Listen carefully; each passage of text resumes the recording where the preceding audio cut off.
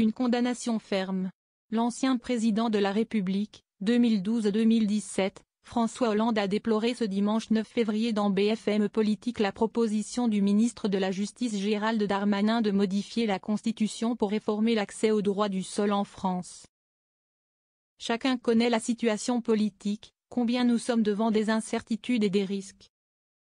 Est-ce que le pays a besoin de cacophonie ou de confusion?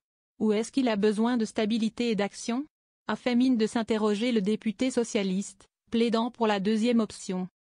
Est-ce qu'on a besoin de lancer des grands débats dont on nous dit que si est pour 2027, se questionne-t-il, déplorant une cacophonie.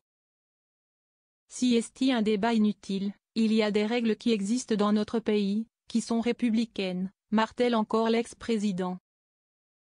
Un des principes fondamentaux de la République. Le droit du sol vaut depuis un siècle et demi, et a été remis en cause une fois, c'était pendant l'occupation, et corrigé à la marge par Charles Pasqua en 1993. Développe François Hollande. Est-ce qu'aujourd'hui si est le sujet principal? Non, martèle-t-il encore. Le droit du sol fait partie des principes fondamentaux de la République, redit le socialiste. Lors de ses vœux aux Français, le 31 décembre, Emmanuel Macron avait indiqué qu'il demanderait à ses concitoyens de trancher certains sujets déterminants lors de l'année à venir. Mais pas question pour François Hollande de soumettre à un référendum la question du droit du sol.